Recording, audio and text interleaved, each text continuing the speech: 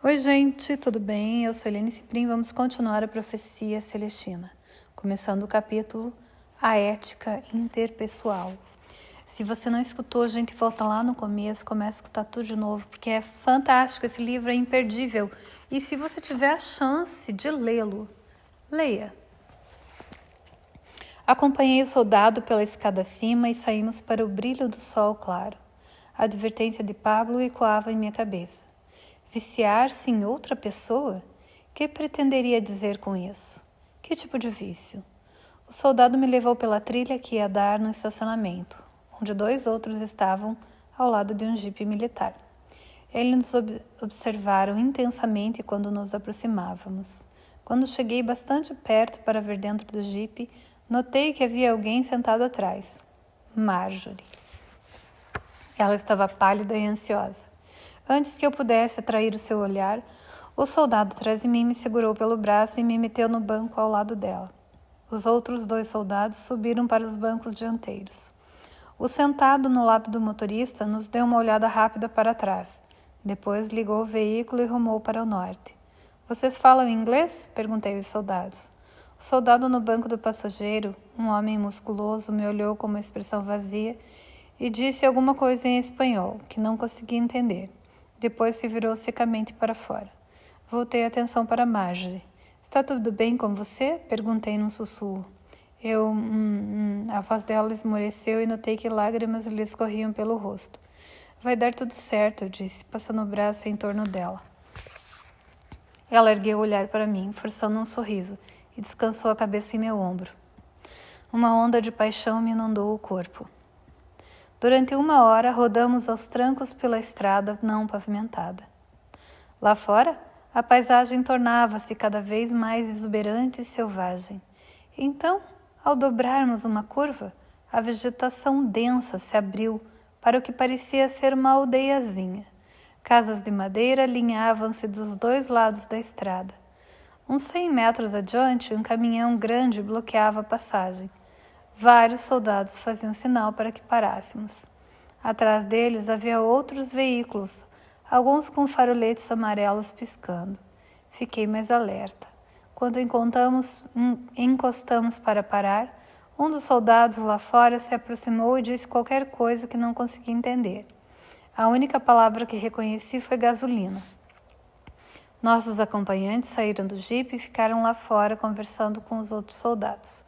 De vez em quando nos lançavam uma olhada às armas ao lado. Notei uma ruazinha que dobrava à esquerda.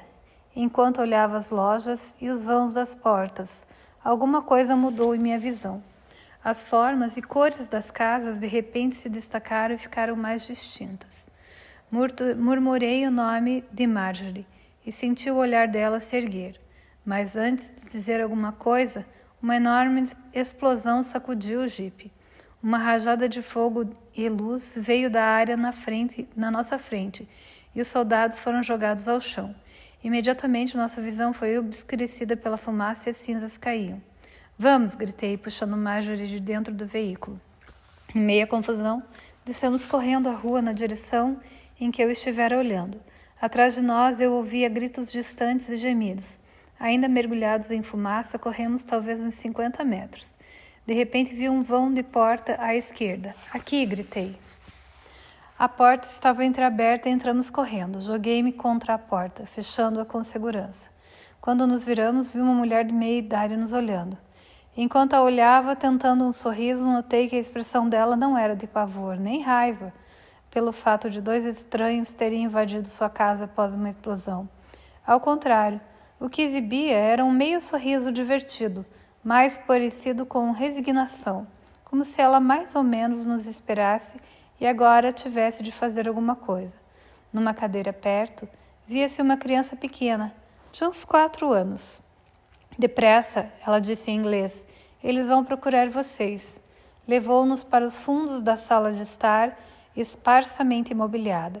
Depois por um corredor, e descemos alguns degraus, entrando num celeiro comprido. A criança caminhava ao lado dela. Atravessamos rapidamente o celeiro e subimos mais alguns degraus até uma porta externa que dava para um beco. A mulher abriu um pequeno carro compacto que estava estacionado ali e nos tocou para dentro. Mandou que nos abaixássemos no banco de trás. Jogou sobre nós um cobertor e arrancou com o carro, rumando para o que parecia ser o norte. Durante isso tudo, eu permaneci sem fala, arrebatado pela iniciativa da mulher. Uma onda de energia me invadiu o corpo quando compreendi plenamente o que acontecera. Minha intuição da fuga se realizara. Marjorie deitava-se ao meu lado, os olhos bem fechados. "Tudo bem com você?" murmurei. Ela ergueu os olhos marejados de lágrimas para mim e balançou a cabeça. Decorridos uns 15 minutos, a mulher disse: "Acho que já podem se levantar." Retirei o cobertor e olhei em volta. Parecíamos estar na mesma estrada de antes da explosão, só que mais ao norte. "Quem é você?" perguntei. Ela se voltou e me olhou com um meio sorriso.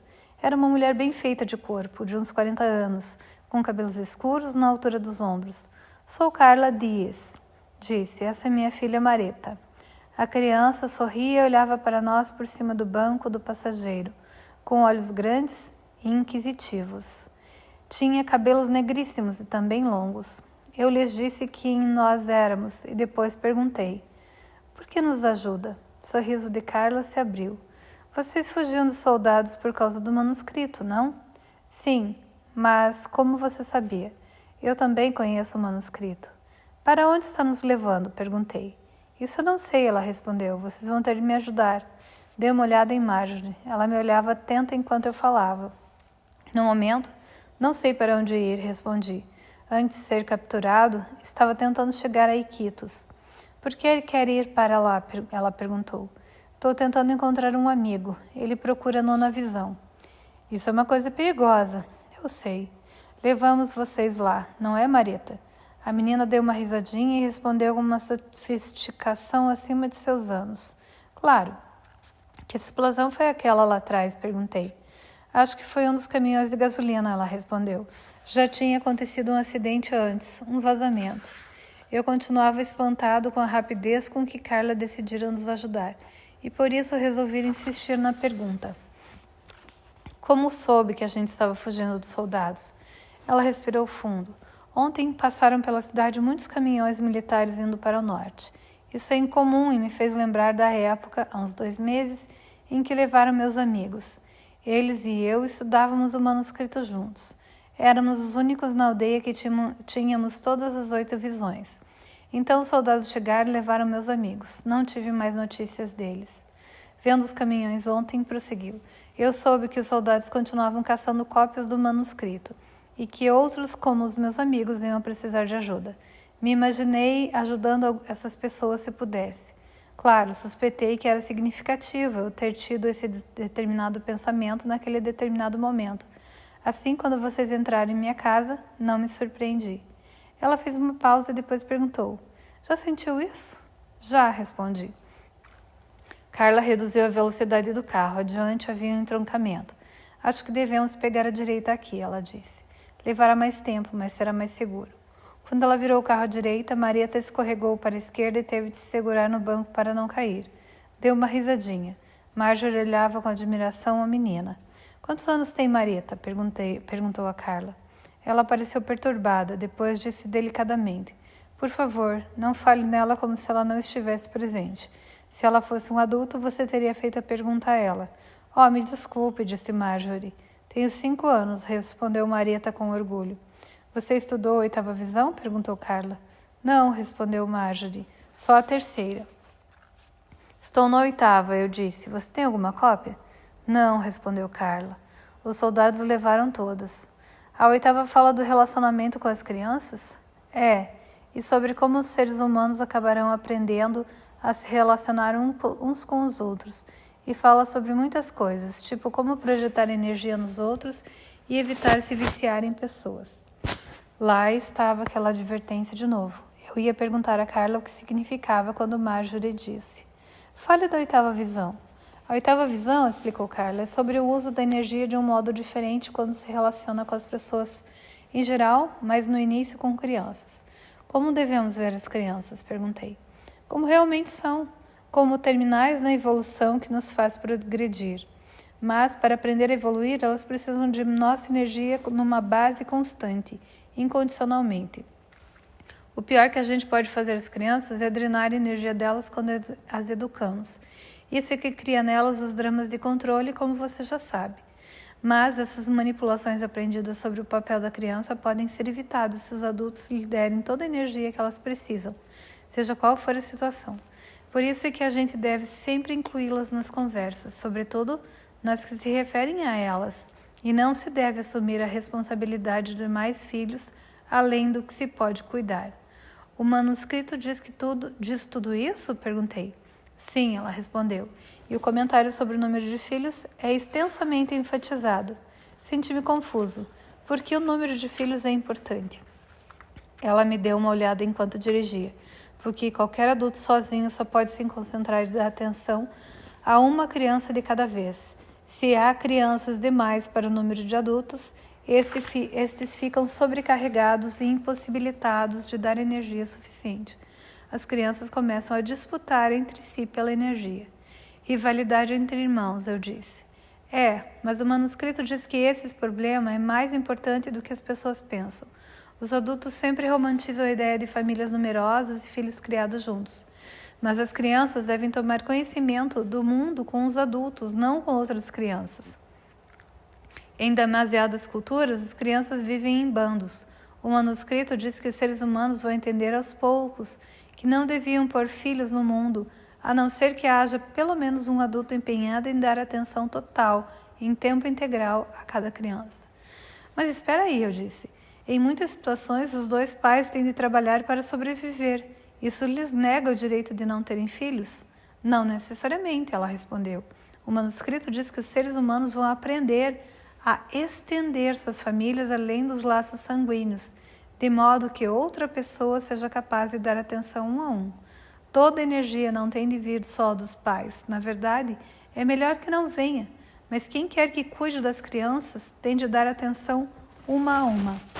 Bem, eu disse, você faz uma coisa certa. Marieta, sem dúvida, parece uma criança madura. Carla franziu o rosto e disse, não diga a mim, diga a ela. Tem razão. Olhei para a criança e disse, você age com muita maturidade, Marieta. Ela desviou o olhar timidamente por um instante, depois disse, obrigada. Carla abraçou-a carinhosamente e me olhou com orgulho. Durante os últimos 2 anos tenho tentado me relacionar com Marieta segundo as orientações do manuscrito, não é, Marieta? A menina sorriu e balançou a cabeça. Tenho tentado dar energia a ela e sempre lhe dizer a verdade de cada situação, na linguagem que ela entende. Quando me fazia as perguntas que as meninas pequenas fazem, eu levava muito a sério, evitando a tentação de dar uma resposta fantasiosa, que é francamente para a diversão dos adultos. Sorri. Você quer dizer em verdades, tipo, são as cegonhas que trazem os bebês, esse tipo de coisa? Mas essas expressões culturais não são tão más. As crianças as sacam rápido porque continuam as mesmas.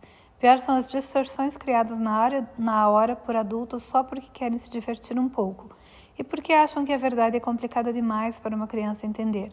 Mas isso não está certo. A verdade sempre pode ser expressa no nível de compreensão de uma criança. Só precisa pensar um pouco. E agora ele vai querer saber sobre o manuscrito, mas nós vamos parar por aqui e continuamos amanhã.